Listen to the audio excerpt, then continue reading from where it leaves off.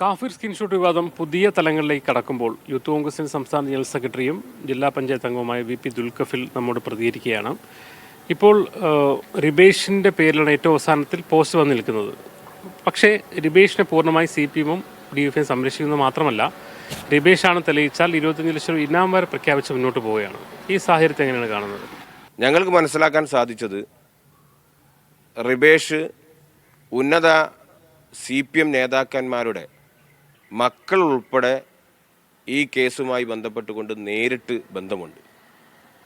അതുകൊണ്ട് തന്നെ റിബേഷ് പോലീസ് ആ രീതിയിലേക്കുള്ള ആക്ഷനുമായി മുന്നോട്ട് പോയി കഴിഞ്ഞാൽ റിബേഷിൻ്റെ വായിൽ നിന്ന് ചിലപ്പോൾ അത് പുറത്തു വരും എന്നുള്ള ഭയത്താലാണ്, ഭീതിയിലാണ് CPM-ഉം DYFI-യും ഇങ്ങനെയൊരു സംരക്ഷണ കവചം സൃഷ്ടിക്കുന്നത്. കോഴിക്കോട് കേന്ദ്രീകരിച്ചുകൊണ്ട് മുഖ്യമന്ത്രിയുടെ ഓഫീസിലെ സോഷ്യൽ മീഡിയ പ്രവർത്തനങ്ങൾക്ക് നേതൃത്വം കൊടുത്ത ഒരു ടീമുണ്ടായിരുന്നു.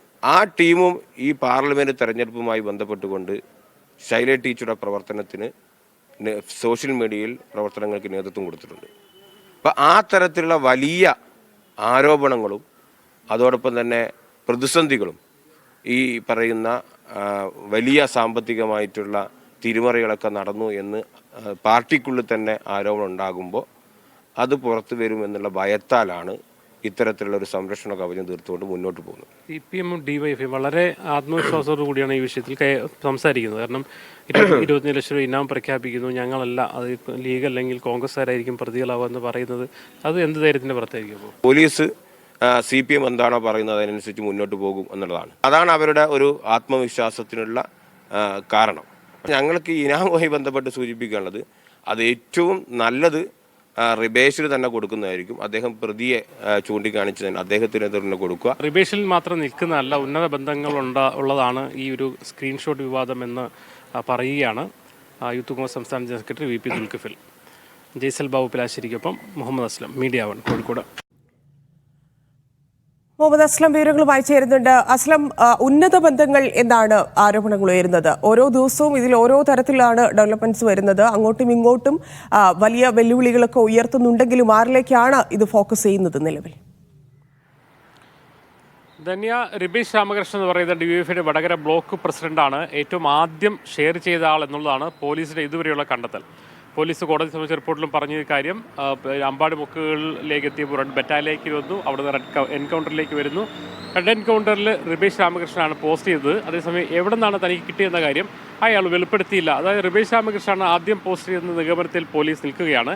ഇനി എന്തായാലും അവിടെ നിന്നാണ് അങ്ങോട്ട് പോകേണ്ടത്. അപ്പോൾ സ്വാഭാവികമായിട്ടും ഇന്നലെ ആദ്യം ഇതിന് ആരോപണ വിധേയനായ മുഹമ്മദ് കാസിം പറഞ്ഞതുപോലെ ഇത് ആരാണ് ഷെയർ ചെയ്ത് തന്നതെന്ന് വെളിപ്പെടുത്തേണ്ട ഉത്തരവാദിത്തം റിബേഷിനുണ്ട്. കാരണം റിബേഷ് അല്ലാതെ ചെയ്തതെങ്കിൽ സ്വാഭാവികമായിട്ടും അത് കോൺഗ്രസ്സുകാരനാണെങ്കിലും മുസ്ലിം ലീഗുകാരനാണെങ്കിലും വേറെ ആരെങ്കിലും ആണെങ്കിൽ തന്നെയും ആരാണ് ചെയ്തതെന്ന് വെളിപ്പെടുത്തണമെങ്കിൽ റിബേഷ് ഇവിടെ നിന്ന് സംസാരിക്കണം. അല്ലെങ്കിൽ ആരാണ് തനിക്ക് ആ സ്ക്രീൻഷോട്ട് തന്നതെന്ന് സംസാരിക്കേണ്ടത് ബാധ്യതയാണ്.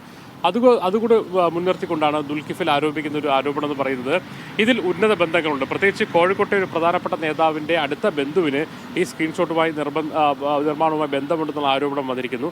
അത്തരത്തിൽ ഉന്നതരെ സംരക്ഷിക്കുന്നതിന് വേണ്ടിയിട്ടാണ് റിബേഷിനെ ഇപ്പോൾ പാർട്ടി സംരക്ഷിക്കുന്നത്. കാരണം റിബേഷ് എന്ന് പറയുന്നത് ഏതെങ്കിലും UDF ആരെങ്കിലും ഉന്നയിച്ചതല്ല, പകരം പോലീസിൻ്റെ റിപ്പോർട്ടിൽ തന്നെ ഏറ്റവും ആദ്യം ഷെയർ ചെയ്ത റിബേഷ് ആണെന്ന കാര്യം പോലീസ് കൃത്യമായി കോടതിയിൽ പറഞ്ഞിരിക്കുകയാണ്. എന്നിട്ടും കോടതിയിൽ വന്ന കാര്യമാണെങ്കിൽ പോലും ഇയാളെ സംരക്ഷിക്കേണ്ട ബാധ്യത എന്ന് പറഞ്ഞാൽ ഇവിടുന്ന് അങ്ങോട്ടുള്ള പ്രതികളെ പറഞ്ഞു കൊടുക്കാതിരിക്കാൻ അല്ലെങ്കിൽ അത് പുറത്തുവിടാതിരിക്കാനുള്ള ഒരു സംരക്ഷണ കവചം റിബേഷ് ഒരുക്കുന്നു ആരോപണം ഉന്നയിക്കുന്നു.